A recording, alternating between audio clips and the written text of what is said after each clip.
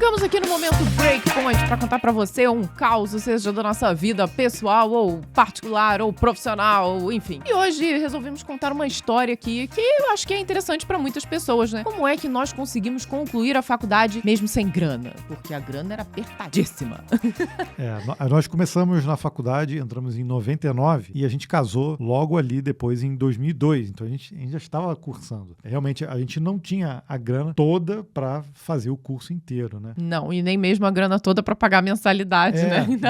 Nem para mensalidade a gente tinha. Aí eu imagino pessoas perguntando, mas por que vocês não fizeram uma faculdade pública? A nossa decisão na época, tanto a minha quanto do Gabriel, né, que acabou sendo a mesma, nós já tínhamos feito um ensino médio técnico, nós já estávamos atuando aqui, né, mesmo que eu na época fazia estágio, acho que você já estava, ainda estava no estágio, né? Mas enfim, nós já tínhamos ali uma renda através da nossa profissão. E aqui na nossa cidade, em Petrópolis, né, quem não sabe, nós somos aqui da região serrana do Rio, na época não existia nenhuma possibilidade de fazer faculdade aqui que não fosse a paga. A única que tinha, na verdade, era a Universidade Católica de Petrópolis. Então, ou nós optávamos em fazer um cursinho para conseguir, de fato, passar numa universidade pública que fosse no Rio ou em outro lugar, ou então continuaríamos aqui, já com o nosso trabalhinho ali, o nosso dinheirinho, e faríamos um esforço monumental para conseguir pagar a nossa faculdade. Optamos por isso, né? E cada um tinha uma situação, né? Eu tinha saído de casa cedo e tinha que me virar e também não tinha grana sobrando assim para pagar a mensalidade. Quando a gente terminou o ensino médio, a gente ficou nessa dúvida, putz, será que a gente vai conseguir? E a gente acabou indo meio que no fluxo, né? A Vanessa ainda tinha uma graninha lá, uma poupança lá, guardada lá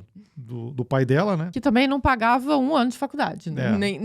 Nem de perto, mas tinha ali a minha, né, o meu ponto de apoio. Eu sabia que se no mês eu não conseguisse pagar, eu conseguia ter uma ajudinha lá, deixada de herança de meu papai. Ó, eu lembro que até para fazer a inscrição na faculdade, a gente precisou ir para o Rio. Sim. Né, para confirmar fazer o vestibular, lá, né? Para fazer o vestibular. E a inscrição, a gente até encontrou esses dias esse papel aí. Era R$100. Eu não tinha os R$100. Eu mal tinha o dinheiro para pegar o ônibus para ir para o Rio. Lembra que a gente saiu, fomos de Petrópolis para o Rio. Depois a gente pegou um metrô até a estação do Maracanã, não foi? Foi. Tua mãe foi junto com a gente, né? Ela ia, acho que no dia, e ela ajudou a gente lá, porque a gente não sabia andar no Rio. Encontrei minha mãe sem querer lá, né, no meio do caminho. E a gente acabou fazendo lá o processo. Eu, na verdade, até pedi essa grana na época, até pro meu pai, e ele não me deu. Eu tive que me virar para conseguir os R$100 para conseguir fazer isso. Imagina para conseguir pagar mensalidade. Então. O que nós tivemos que fazer, né, aqui na UCP, na época, acho que agora ainda é assim, né, por sistemas de créditos. Então, nós, ao invés de pegar, na verdade, o total de matérias que nós conseguíamos fazer naquele semestre, nós pegávamos o mínimo possível. Então, com isso,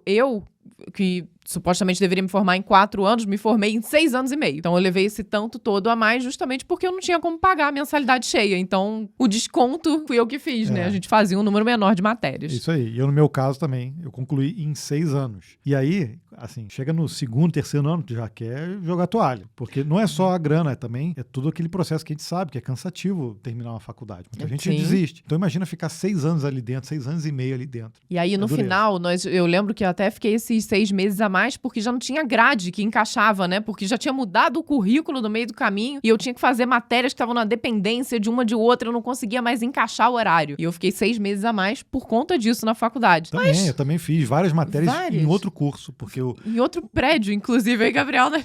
Aqui em Petrópolis existem 2 campos da faculdade, né? Então, ciências exatas normalmente ficam em um, as ciências humanas ficam em outro. Mas a gente precisou fazer algumas matérias que já estavam disponíveis só no outro campus. Então, a gente terminava uma aula, saía correndo, atravessava o centro da cidade inteira para ir para o outro campus para poder fazer. Uma delícia. Logo depois, em 99, 2000, 2001, eu fui trabalhar numa multinacional, também já contei essa história no Código Fonte TV, quando realmente eu dei um upgrade bem grande no salário. Foi quando nós casamos, olha. E aí tivemos condições de casar, e aí sim a gente teve mais condições de pagar a faculdade, mas mesmo assim a gente não pagava a mensalidade cheia, porque não dava, imagina, recém-casados, cara, a gente não tinha tanta despesa assim, mas era caro. Pagávamos aluguel, 2 faculdades, não era fácil. Tudo bem que hoje em dia tem algumas que estão assim, valor absurdo, outras que já são mais acessíveis até do que a nossa era na época, né? Na época. Eu puxei um pouco dessa história porque a gente sabe como é o dia a dia também, das pessoas que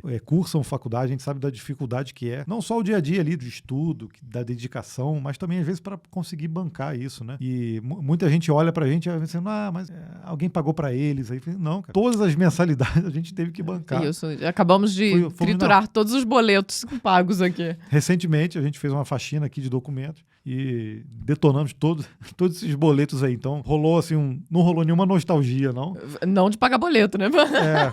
Mas realmente rolou aquela sensação, caramba, olha quantos boletos a gente já pagou disso aqui, Nossa, né? acho Pra conseguir ir atrás de um objetivo, né? É verdade. E não desistimos. Então, isso serve assim como um incentivo pra você que está passando por esse período da vida que a gente sabe que é tumultuado pra caramba, mas força, que ele passa, tá? E a tendência é que dê certo lá no final. É isso aí.